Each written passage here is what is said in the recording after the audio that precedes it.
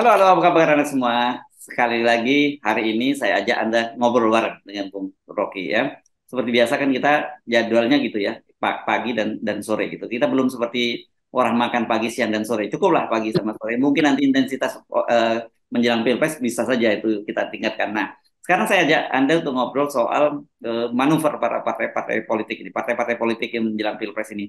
Bung Rocky ini sangat menarik ini karena PKB akhirnya mengakui bahwa PDIP itu Sekjen PDIP datang ke DPP PKB dan menawarkan kerjasama kepada PKB untuk mendukung Ganjar Pranowo. Jadi ini kelihatannya mungkin PDIP melihat peluang kok terjadi tarik menarik yang kuat ya di kubunya Prabowo. Ada rebutan antara PKB, Golkar dan PAN gitu untuk jadi calon wakil presiden. Kenapa nggak ditarik saja Caimin? Dan ini mungkin buat Caimin juga bisa menggoda atau bukan bukan tergoda tapi menaikkan posisi tawar dia di koalisinya dengan Prabowo. Ya kita tahu watak Caimin tuh. Dia orang yang pandai menyembunyikan maksud. Hmm. Oh Tetapi maksudnya nih. dia menyembunyikan maksud, tetapi dia selalu berupaya untuk setiap tokoh presiden, calon presiden itu tahu bahwa dia ingin jadi wakil presiden, kan itu maksudnya Ya, kan. ya, ya. Hmm. Jadi bagi Caimin anything goes, apa aja boleh gitu. Karena memang niat Caimin dari awal sebetulnya hanya ingin jadi wakil presiden. Kan dia tahu juga bahwa ya keputusan partai dia jadi presiden itu kan keputusan forum internum, bahwa dibutuhkan kepastian bahwa PKB punya kader. Memang bagaimanapun kader PKB ada itu Caimin tuh. Tetapi kalau sekarang terlihat bahwa Cak Imin merasa menunggu undangan dari Megawati, itu juga sinyal bahwa Cak Imin minta kepastian dari Prabowo tuh. Kan Hmm. muter-muternya di situ aja Ya, tuh. ya, ya, ya. Sementara Hmm. si PDIP ini melihat potensi bahwa dia pada akhirnya nggak akan dapat calon wakil presiden yang betul-betul mampu mendampingi Ganjar dalam soal elektabilitas ya.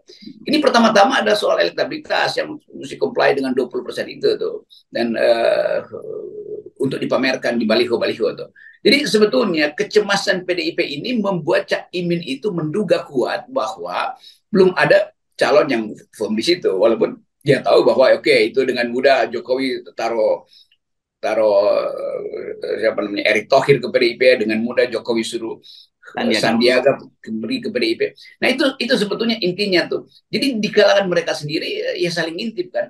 Nah ini masalahnya ada pada Ibu Mega tetap tuh, karena dari awal orang menganggap Ibu Mega itu dengan mudah mencarikan pasangan pada Ganjar. Sementara pasangan yang ada itu bukan pasangan yang searah dengan pikiran Soekarnois kan. Hmm. Pasti Caimin bukan searah dengan Soekarno. Pasti Erick Thohir atau Sandi tidak searah dengan Bung Karno. Tapi kebutuhan uang untuk kampanye dan kebutuhan untuk mendorong Ganjar itu yang menyebabkan akhirnya Bu Mega siapapun dia mau lirik kan. Nah Ibu Mega mulai melirik AHY, mulai melirik Golkar, mulai melirik PKB itu. Tapi apa itu gunanya sebetulnya? Kalau Ganjarnya sendiri tidak mampu untuk menerangkan bahwa dia akan jadi calon presiden yang didukung secara firm oleh PDIP. Nah, sinyal itu yang kita baca, kenapa misalnya Effendi Simbolon itu masih mesti ditegur. Kan udah Ya. firm, ngapain mesti panggil Effendi di dalam sidang? Lalu disuruh Effendi untuk katakan hal yang sejujurnya itu.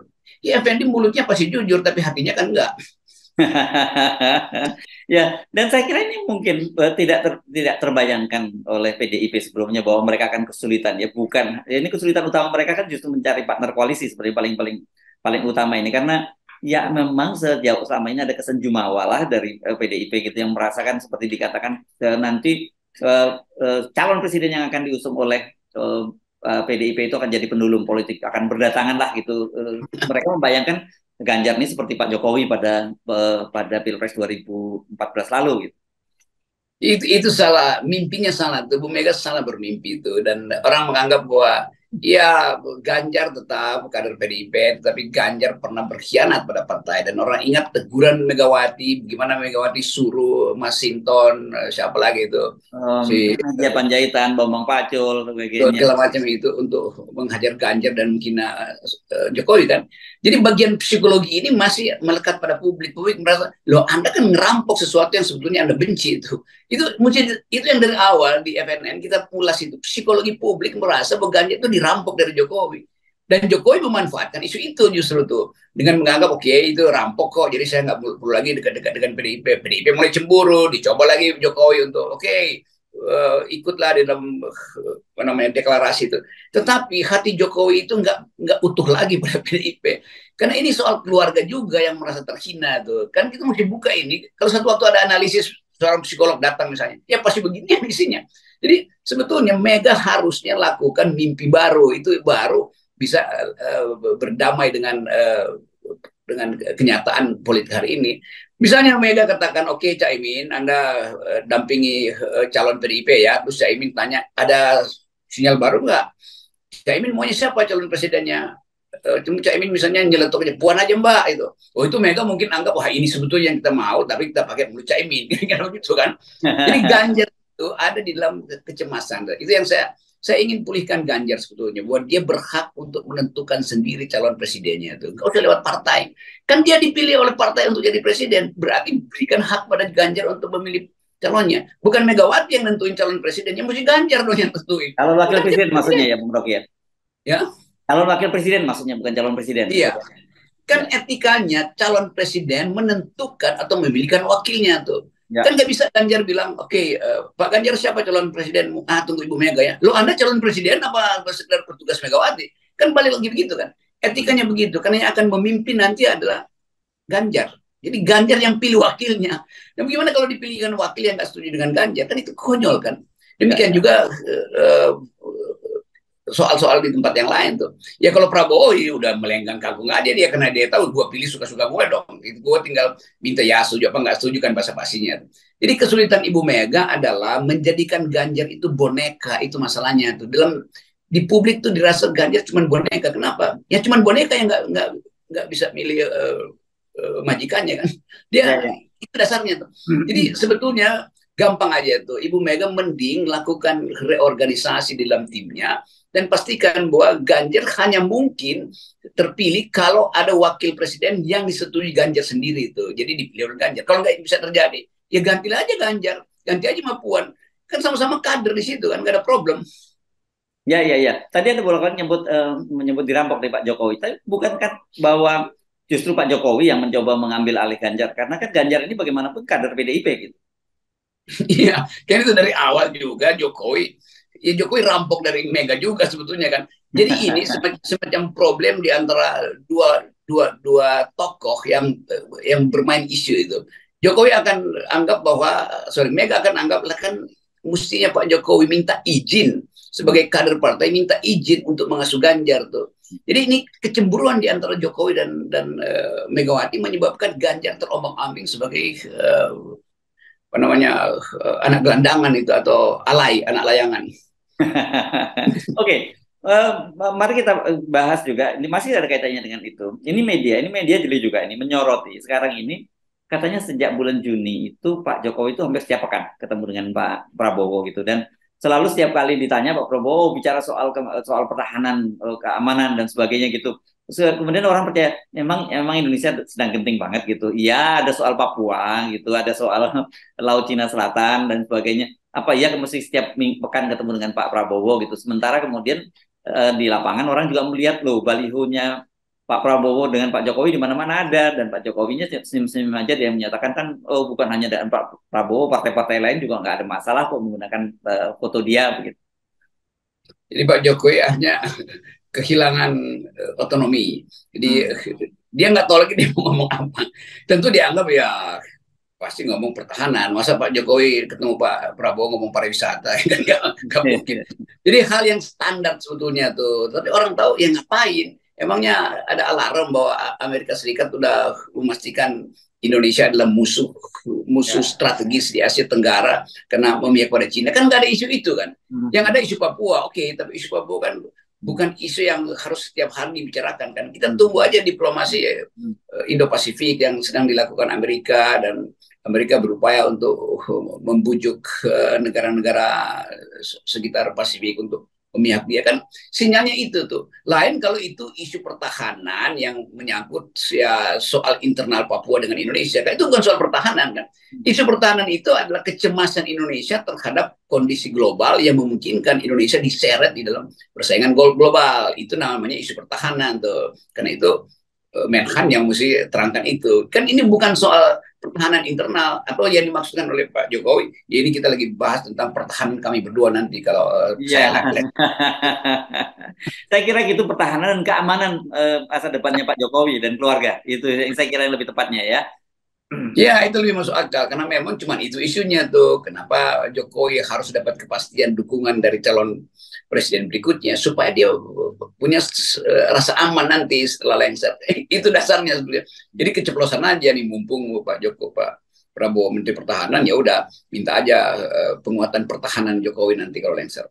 Ya, dan saya kira kalau kita sampai bicara sampai hari ini ya, saya kira Bung Rocky itu ya sudah hampir dipastikan bahwa ya Pak Jokowi akan meletakkan semua semua kepentingannya melalui Pak Prabowo. Itu kelihatannya sudah sulit dibantah begitu ya. Dan ini saya kira mungkin bisa mengganggu hubungan antara Ibu Megawati dan Pak Jokowi dan juga Pak Prabowo, karena Pak Prabowo sendiri kan juga merencanakan untuk bersilaturahmi dengan Ibu Megawati. Meskipun saya kira nggak ada kepentingan politik ya di situ kalau silaturahmi dengan Ibu Megawati. Saya kira Prabowo lebih lega sekarang tuh, atau memang dari awal dia leluasa aja tuh mau silaturahmi dengan siapa, apalagi dengan Megawati kan, karena ada soal Effendi Simbolon di situ tuh. Tetapi satu hal yang agak sulit untuk kita bayangkan bahwa Prabowo akan berupaya untuk meneduhkan perasaan-perasaan di kalangan PDIP, karena bagaimanapun Prabowo tahu atau Gerindra paham bahwa ya keretakan di PDIP itu menguntungkan dia, menguntungkan Gerindra sebetulnya kan. Kan nggak mungkin keretakan di PDIP itu menguntungkan Anies, nggak bisa itu pasti menguntungkan Gerindra. Dalam pengertian akan ada bedol desa atau hijrah ke Gerindra. Itu yang dihitung secara taktis oleh para analis Gerindra. Jadi dalam partai Gerindra justru menganggap bahwa bagus juga PDIP retak, nggak ada kepastian, dan itu berarti wilayah nasionalis PDIP itu akan hijrah ke rumah nasionalis Gerindra. Itu secara ideologis dimungkinkan. Nggak mungkin pergi pada Anies yang dianggap sebagai kadrun atau macam-macam itu. Jadi Pak Prabowo menghitung itu. Tapi Pak Prabowo punya kemampuan untuk mencitrakan diri di publik sebagai orang yang ya nggak apa-apa karena ada ketersinggungan seolah-olah itu intervensi PDIP ke dalam Gerindra sehingga Effendi Simbolon jadi korban persaingan antara Prabowo dan Megawati. Kan itu yang mungkin tidak diselesaikan oleh kunjungan Prabowo ke PDIP. Tapi itu nggak akan selesai masalah. Karena masalahnya tetap Ganjar tetap tidak punya kapasitas untuk menentukan calonnya sendiri. Ya, kalau cadangan moralnya saya kira Pak Prabowo lebih unggul ya, karena justru Pak Prabowo yang harusnya merasa marah dengan Ibu Megawati karena berkali-kali dihianati soal perjanjian batu tulis gitu kan. Tapi justru Pak Prabowo yang justru selama ini selalu mendekat pada Ibu Megawati kan. Ya, saya kira udah jadi semacam kebiasaan Prabowo. Kalau dia dilecehkan, ya udah datangin aja kan. Kan itu juga yang terjadi ketika Prabowo merasa kok diambil endorsement dia itu Jokowi pindahin ke Ganjar pada waktu itu tuh. Sekarang Prabowo tiba-tiba datang ke Solo waktu Ganjar dideklarasikan. Itu mental yang sama aja. Prabowo pasti akan datang ke Megawati dengan mental yang sama, bahwa ya nggak apa-apa. Tapi sebetulnya ini kan pencitraan di depan aja tuh, dan itu akan menaikkan semacam penghargaan atau apresiasi pada Prabowo bahwa dia lega hatinya walaupun dicaci maki sebetulnya, atau ya sebetulnya ditegur juga oleh Megawati itu. Tetapi Prabowo akan ingat bahwa kan waktu itu juga ada perjanjian bahwa Gerindra dan PDIP harus tunduk pada perjanjian batu tulis yang walaupun sering saya katakan itu tinggal batunya, tulisannya udah kehapus. Ya. Dan karena itu yang memang nggak ada yang bisa dibaca lagi dari perjanjian itu. Itu nggak terbaca dan bisa ditulis oleh siapa aja tuh isi perjanjiannya. Saya kira ya sebenarnya PDIP mungkin sampai pada satu realitas mereka tidak menyadari bahwa akan dihadapkan dari situasi seperti saat ini. Saya kira mungkin mereka tidak membayangkan sama sekali itu bakal terjadi ya, Bung Rocky ya. Ya, mereka nggak pernah bayangkan bahwa di dalam PDIP faksi-faksi asali itu termasuk faksinya Effendi Simbolon itu tetap hidup tuh. Kan ini faksi yang ada di dalam PDIP sendiri tuh, yang boleh ya faksinya Puan, faksinya Prananda, faksinya Pak Taufik tuh almarhum segala macam. Kan PDIP nggak utuh sebetulnya dalam soal apa namanya nih forum internumnya tuh. Keluar memang secara forum eksternum memang kelihatannya oke, ini partai yang berbasis pada Wong Cili, partai yang berbasis pada ideologi Soekarno tuh. Tapi kalau kita periksa kimia di dalam itu nggak begitu tuh. Benturan antara faksi lebih kuat dari sekedar kesamaan pandangan tentang pikiran-pikiran Bung Karno. Yes, saya kira ini kalau selalu kan mimpinya PDIP itu hat-trick gitu ya. Hat-trick itu setidaknya kan menang pemilu 3 kali dan presidennya sampai 3 kali. Ini kelihatannya mereka akan sangat berat untuk berjuang pada Pilpres 2024 ini. Ya, saya mau terangkan satu hal yang seharusnya masih bisa diperbaiki itu, yaitu kader PDIP yang betul-betul firm mengajukan diri tanpa harus hitung kalkulasi politiknya, itu yang berbahaya sebetulnya. Jadi kita ingin tahu sebetulnya intinya apa sebetulnya, ketiadaan kader atau ingin bermain politik, ini dasarnya tuh. Ya, oke. Baik, Bung Rocky. Tetap 0% ya, Bung Rocky ya. Kita sampai ketemu Iya, lagi. itu dasar etisnya tuh. Yes, thank you. Yes.